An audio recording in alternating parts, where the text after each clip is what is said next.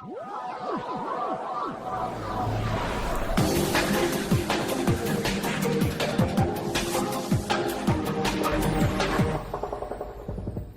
and welcome to episode 14 of Subplot A Course, a podcast discussing a new science fiction literary work on the second Tuesday of every month by casual fans just like you. I'm Stavros, and with me is someone who manages to teach classes without the use of mass hypnosis, Charlie. Say hi, Charlie. Yes. Hi. Charlie is a math teacher. And also with me is Vincent, who is looking into the mental effects of recording horrific things in paper journals. Say hi, Vincent. I took notes all through high school, so I think bad things happen to people who take notes. Explains a lot. Vincent is an epidemiologist. And finally, we're also joined by John, who is still mad that they didn't send any engineers on the Area X expeditions. Say hi, John. So angry. So angry. But hello, everyone.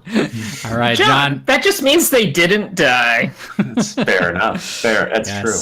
And John is our resident aerospace engineer. And today we're going to be talking about Annihilation, written by Jeff Vandermeer and originally published in 2014. And of course, you should be prepared for spoilers. So the plot of this novel: a team of 4 women who, by the way, remain nameless throughout the story, are sent into Area X, a mysterious location with a lighthouse at the center, where all other manned ventures inside have been lost. The protagonist, who's simply known as the biologist, is one of this team in the latest expedition, and we experience the story by reading her field journal. Her husband was part of one of the previous expeditions, and only had a creepy clone of him return back to her. So while in Area X, the group comes across a tunnel, or as the biologist calls it, a tower for some reason. A mysterious descending passage with creepy luminescent writing on the walls. While investigating, the biologist inhales some spores which make her immune to hypnosis, which we'll talk about more later, because apparently this book depends a lot on hypnosis plot devices, and starts possibly converting her to something that is more alien than human. Because of the convenient lack of modern technology allowed in the sort of forced secrecy from one another, along with the changes going on in the biologist's body, the group starts turning on one another until only the biologist is left alive. She goes to fully explore the tunnel/tower and even makes it to the lighthouse, where she finds evidence of her real husband, who has gone exploring to the north. She goes to follow after him, and that's the end of the novel. Riveting stuff, as we talked about previously. Can't wait to talk about this one. I'm dreading this one a little bit. All right, so jumping right in. So full disclosure here, part of the reason why we picked this novel is because Charlie and I went to go see the Natalie Portman film when it was out in theaters a couple months ago now. Directed by, starred by, produced by Natalie Portman. I don't think that's true. I was going to say. I mean, if it's her film, it must be all her, right? Yes. Well, in any case, Charlie and I saw it. Kind of have mixed feelings about using that as the catalyst for picking that novel here. But we'll get into that in a little bit. So we may throw in some Natalie Portman references. Unashamed Natalie Portman fans, obviously. Yes, that's exactly why. But anyway, so the biggest thing that we want to talk about here, things aren't explained in this novel. There's Area X that's creepy. There's the monster in the tunnel/tower that's creepy. There's the clones that come out of it. They're creepy, but then literally zero of it is explained. It's like watching grass grow. That's what this book is. Wow. We're already to grass growing. Technically, would you say grass growing? Would you say paint drying is more exciting? No, because this book is about fungus and spores and plants growing, okay. so it's like watching grass grow. I see what you did there, Vince. You're trying to make it relevant. Yes, exactly. I appreciate that. But anyway, so I mean, some of us might think that there is enough of a mystery here to maybe prompt reading the next book in the series, but I'm just going to go to Vincent straight off the bat. Things aren't explained. How does it make you feel? Tell me about your feelings. So full disclosure for the rest of this episode, it's coming from someone who didn't particularly enjoy the book. Having things not explained is not a bad thing, especially if it gives you room to kind of speculate and think about things. And this book gives you, I would say, almost too much room to speculate and think about. There's almost nothing resolved. It's like things that you think would be answers, like she goes to a location to find answers. it answers it like maybe for every like answer that you get, it's like a half of an answer, but with 5 more questions laced into it.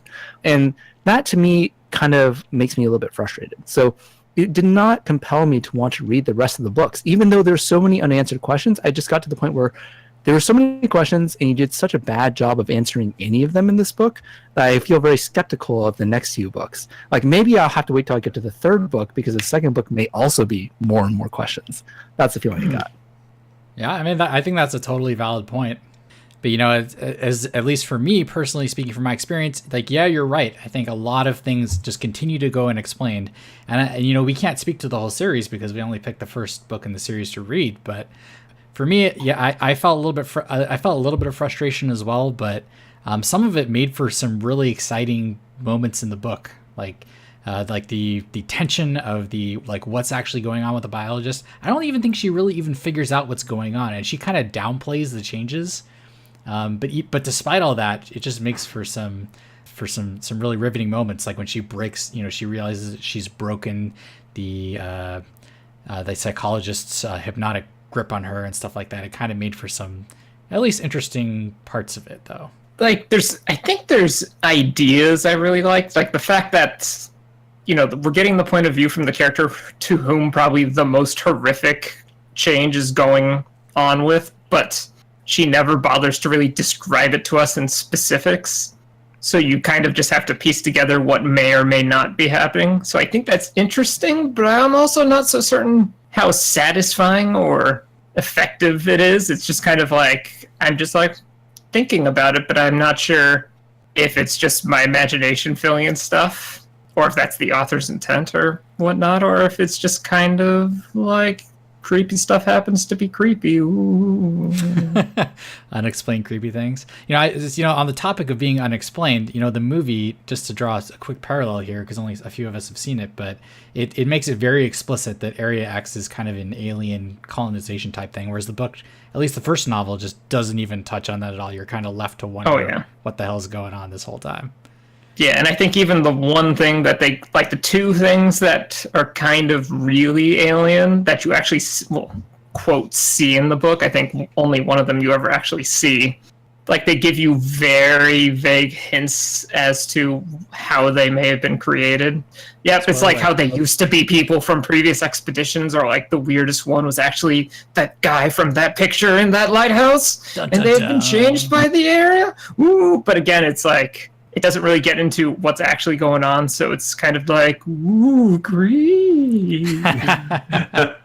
Yeah, the stuff I thought about this earlier, and I was disappointed because I didn't think they had explained anything, but I thought about some more, and they did explain some stuff. Like they did explain that the people who come back, or at least earlier on in the description that she gives, that the people came back are not actually it's not just that they lost their mind or that they changed as people. They were simply copies, or they are not the original person at all. Yeah, who returns back to that is the one thing that seems to get a pretty explicit. Exactly. And we do find out that the lighthouse keeper, who she speculates, I guess, was the original lighthouse keeper before Area X encompassed this area, now became the person who's in the tower or the tunnel. So, but the stuff that they gave us, the writer gave us, these are not crux items. These are really small, almost like insignificant details to what is actually happening. Yeah, and isn't the moaning creature, she finds like a shedded husk that she recognizes as the previous expedition leader? Yes. Yeah, I think it's heavily implied that moaning creature used to be a human of some kind. Yeah. You know what? I think I got it. It just came to me. This book is a description of Disneyland's haunted house. You get in the haunted house, there's a picture of like a family portrait, and you see a guy, and you proceed to go through a very creepy house without much reasoning as to why every room is creepy, why there are ghosts dancing around, why there's a creature crawling on the ground. You just kind of like look at the picture and you're like, oh, that's creepy. And then you move to the next room and you're like, oh, that's also very creepy. But you don't get this sense of a plot almost. It's kind of like I am walking through this very creepy house, and at the very end, I'm just going to leave it. And that's it. And it doesn't stick with you. That's the kind of feeling I got from this book. So that's like half the rides at Disneyland. I feel like you're comparing Area X to Disneyland right now. It is. Disneyland is magical. How dare you? Yeah, Anyway, Area I X think I is like magical. Disneyland better. Disneyland is trademarked, by the way. notice, and that's in terms of the sci-fi stuff, but that leaves out probably almost half the book, which is just descriptions of her past and being antisocial and her relationship with her husband and stuff like that. Which is probably the best part of the book, honestly. Yeah, and so I'm wondering, is that more so the point of the, is that where you really get into the meat of the book, is like the framing device of the sci-fi thing, like a thing to kind of, it's almost reverse, where instead of the past being the framing device for the fun events in the book, is like almost the sci-fi stuff kind of a window into the way she feels about stuff and like the choices she makes and those sorts of things. It's a sad romance novel set in a sci-fi world. Yeah, just like a full focus on the tower. Like, she wants to call what is clearly like a pit the tower, and is really insistent on it. And it's like, you've known that person, and if you are not that person, you're just like, God, that person. So let's actually talk about what makes this novel sci-fi. All right, so I mean, you're talking about the elements of sci-fi, so like the kind of creepy creeper stuff that goes on, like being the context for sci-fi, but otherwise there isn't a lot of like explicit sci-fi elements to this novel, right? Like there are no, aside from the copies, there are no aliens, or I guess there are some monsters, but it's not really a horror novel. It kind of straddles the line between horror and like light sci-fi. The area is called X, which means sci-fi.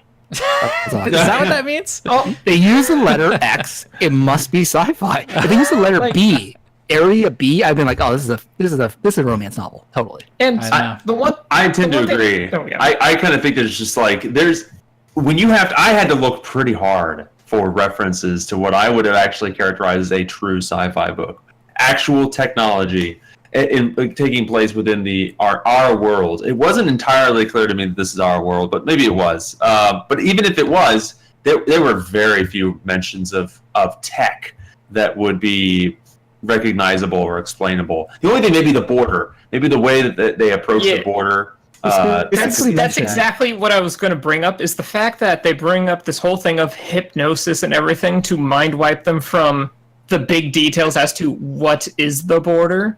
Because the closest we ever get to finding out what is the border, because they're mind wiped from remembering it, is like the husband's journal they eventually find, where he's like, we tried to walk to the border, but we wandered 7 days when we clearly should have been there, but it only took us 2 days to come back. The very first chapter of the book specifically tells you this is not going to be a sci-fi book. Because of the border and unknown reasons, you can't bring cell phones, you can't bring radios, you can't bring laser ray guns. You have to use like old school weapons because... Actually, I can't tell you why, because it's a mystery. And then from then on, you're just like, okay, it's just people going on hikes with guns and old school guns. Only like one gun, or 2 guns. Yeah, a pistol and a rifle, and then you're just walking around. At one point, having spore infections gives you superpowers to move real. Are we talking about superheroes here? She kind of becomes Spider-Man after inhaling spores. No, she doesn't crawl up walls and shoot webs. She has like crazy reflexes. She, with no training, she just like handguns from like over a log and shoots someone in less than a second, just like by spying somebody. Well, versus the like trained military sniper woman who's trying to kill her because she has apparently turned into some horrific spore monster thing. Yeah, not that she ever describes it. Is that sci-fi though? I would say the whole being transformed by some quote alien thing, like that counts. It's not sci-fi. I guess it's biology-fi. So biology is a science. So it's a science-fi. I would guess it's. I haven't seen it, but have any of you seen John Carpenter's The Thing, where it's like it's more like this alien starts like possessing people, and it's this body horror stuff. And I think it gets more explicit in terms it's an alien or something like that. But like I count that where. Yeah, it's basically in the genre of horror, but the causes are supernatural, but in a way that could be science fiction-y. If we're going to count that, which I think is a neat idea, then I need to totally rethink Solaris, because he went into, honestly, Stanislaus went into a lot more detail about the actual genetic and detailed biological makeup of the ocean creature than really this book did go into any of biology. Actually, when we read Solaris, I expected a lot more this, where the planet itself would be much more mysterious and that sort of thing. I was not expecting half of the book to be like a history lesson on made-up, creepy planet science. You prefer creepy, unexplained random poetry? Prefer is a strong word. It's what I expected from Solaris, and I was actually kind of both pleasantly surprised and confused as to why I read half of a novel of crazy made-up creepy planet science. It does seem like there is some straddling of horror and sci-fi elements here, but let's talk about the what we kind of collectively call the plot contrivances that makes this the author hopes compelling, but makes this a horror novel. So, like you guys mentioned, for some reason, you can't bring any tech in here. There's the kind of faceless government organization that's sent there, which you see nothing of, except for maybe the psychologist, represents her. And then just the kind of unexplained scary monsters. Like, are these, did you guys buy these? Like, were these compelling enough, these unexplained contrivances to make this scary? They were weird. I didn't find them particularly scary. If I heard some more information about them, I might have found them to be relevant and interesting. Too unexplained for you? I think what made it more creepy was the fact that, the surveyor, who's just like, all right, let's get out of here. This is weird. That we're stuck with the point of view of the one person who feels compelled to continue exploring this. Like, we are clearly going to die here and learn nothing. I disagree with you on that. This would be a really boring book if we followed the surveyor. Well, that's what I'm saying. Is like that the point. What makes it effective is the fact that we're in from the point of view of this person who, like, clearly has something going on. Where they kind of explain it with, like, her husband came here and died, and now she's kind of coming here to actually do her exploration thing, and it's like almost whether she can actually get information out barely even matters. She's just doing it for her own curiosity. Like, that's almost part of the horror, is that we're stuck with this person who'd rather be there than not. They're kind of weak. I mean, a single sentence could have made me believe any of the contrivances, but the contrivances come just almost as if they are just rules of the world. Like, he's like, there's no tech allowed. Okay, I guess I can go with that. Nobody's allowed to know each other's names. Still no reasoning for that, but yeah. Okay, I'll go with the no names. You guys, they didn't train together. We just threw them in together randomly.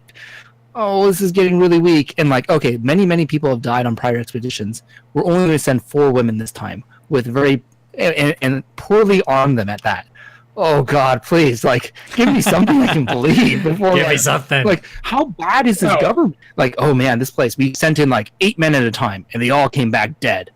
What's the better idea? Send in 4 women by themselves. It's like, oh gosh, come on.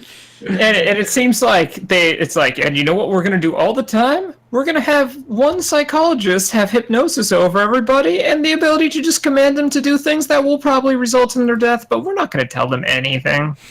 That's the organization. I didn't actually have that much of a problem with it being female. I actually kind of liked that it was all female. That was actually a really great thing. Yeah, but the problem is that they said fewer and fewer people each time, and the whole expedition gave no information because they all died. Yeah. I'm totally fine with sending more women because, I mean, that's a good permutation of the experiment. You send all guys in first, you send all girls in second, that's fine. Send all monkeys in at third, I don't care. Expeditioners with 1,000 guns. I think if there's a theme that I saw throughout, it was lying, because the government lied to the expedition members. The head expedition member lied to the rest of the expedition members. They didn't tell them about the other expeditions. And honestly, even during the portrayal of the book to us, the narrator, the lady, she lied to us, the reader, and didn't tell us certain details and changed and amended certain details after, partway through the book. Yeah. So lying is a big part of this entire book. And it's good that you mentioned that, because talking about the main character, I actually found that super compelling. About, like, if there was one compelling aspect of this book, it's the you envision you found the journal and you're reading it. The journal is this book. I mean, you've got the unreliable narrator thing in your face from the very beginning. And even though she is obviously being turned into some alien who is, even assuming the organization that sent them in here is kind of a, your standard creepy, faceless government organization, they're still humans, and she's still getting changed into some kind of alien, and she still like ends up murdering, directly or indirectly, half of the party. Self-defense. Yeah. Are you on the side of the aliens too, Vincent? I knew it. Just because I'm from an immigrant family does not give you the right to call me an alien. Are you a legal alien? Thanks, Road. It's not Arizona.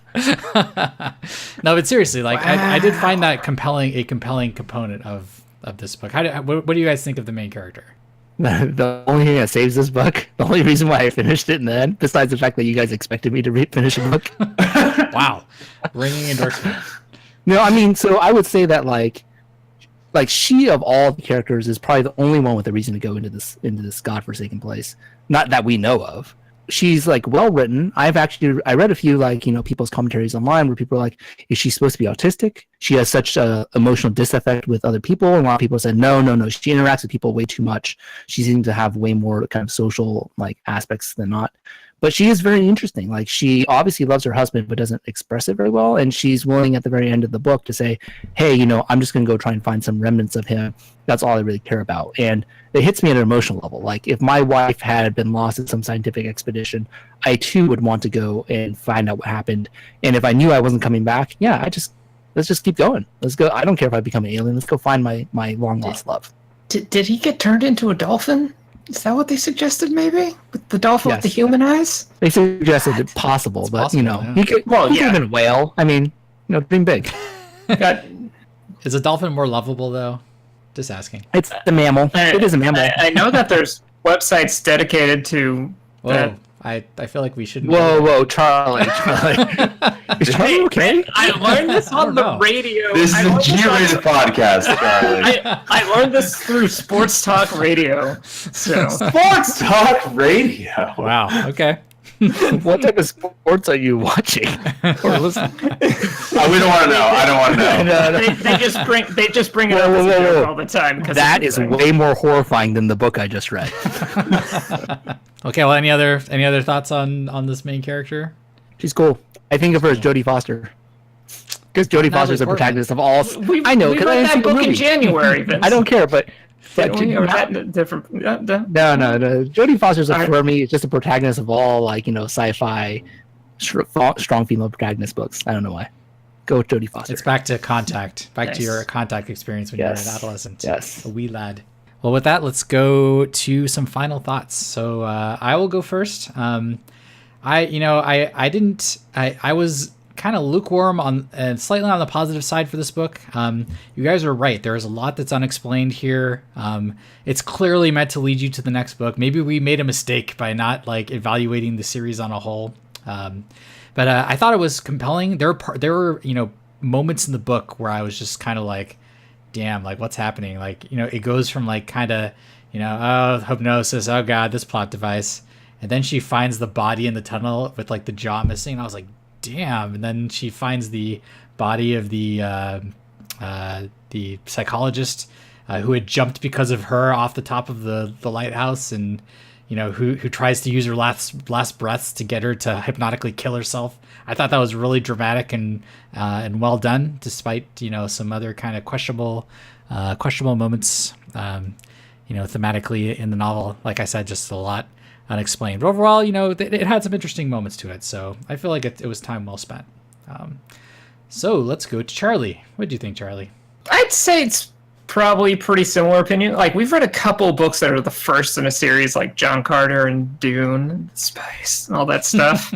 Space. But Space. Anyway, Space. I feel like this is the one that I feel like I'm supposed to read more of it, but at the same time, I'm probably not quite that compelled to. I thought it was effective enough that I have no qualms being what we've talked about sounds interesting, go ahead and read it. On the other hand, on my own, I'm probably not going to read the next book, but if we read the next book, I would be interested in reading it. And, especially because Stavros and I saw the movie being okay, are the details in the movies the things that explain what we read in the first book, or is it going to be different?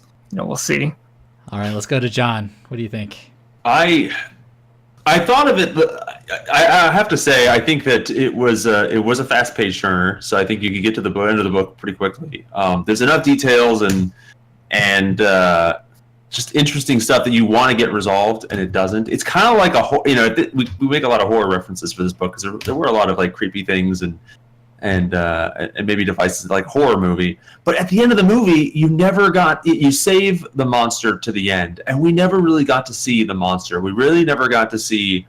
We didn't get to even see a glimpse of the main antagonist. So I just didn't feel like it was compelling enough on its own. Maybe as part of the series, it could be an interesting read. For me, I don't think I would probably go further. But maybe somebody out there, if you read all three, it could be a really fun. Okay, fair enough. Vincent, How much would you say you loved this book?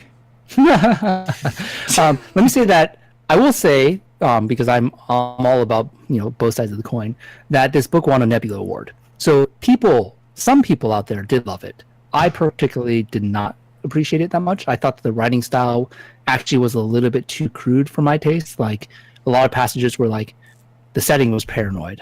I felt scared. Someone said something. I gasped. It's like I understand. It's a creepy book. You're trying to set the setting. You don't need to bludgeon me with the whole creepy languages and all the like synonyms of creepy that you can come up with. That being said, I think that there's an interesting statistical analysis that we can do in this book. We have a sample size of 4. Me, John, Charlie, and Stavros. The people who saw the movie seem to think that was worthwhile reading, and we should continue to read, maybe. But the people who didn't see the movie both kind of felt like this was not a really good use of our time and wasn't the best book. So that's potentially I would suggest to readers, go watch the movie and or read the book in varying combinations, and maybe it might be really interesting to you. But in my point of view, as a horror book, the reason why it doesn't quite work is because the book is told from the point of view of the monster. So if you imagine watching Friday the 13th and you were Freddy Krueger instead, it's not so much a horror movie so much as just a murderous movie. It's like, hey, I'm going to go and kill some people, but you're not the people who are getting killed, and you don't have that tension. It's like hey, I'm going to go walk up this tower. Oh, the person was so scared of me they jumped off and committed suicide. Wow, that sucked. Let me go back to camp. Oh, the person scared me and they shot me, so I guess I'll shoot her back. Oh, well, I guess that wasn't that scary either. But if I were either the people like at the top of the tower and you told me there's a creepy glowing monster coming up the stairs, step by step by step by step. Oh my God, I gotta get out of here, I'm gonna jump. It's like, oh yeah, that could be really scary. But I just feel like the point of view makes it so that it's not that scary. So in the end, just not really that great a book for me. But people may love it. You may love it. Give it a shot. Yeah, very good point. And just one quick comment about the movie. It's completely weird and unexplained, but in a very different way. So it's equally unexplained in both instances, just differently unexplained.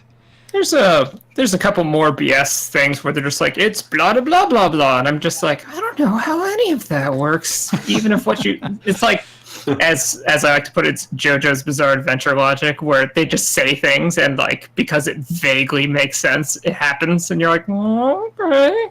You just choose not to question it. And honestly, if Stavros or Charlie were married to Natalie Portman, they would never have left her for an expedition in the first place.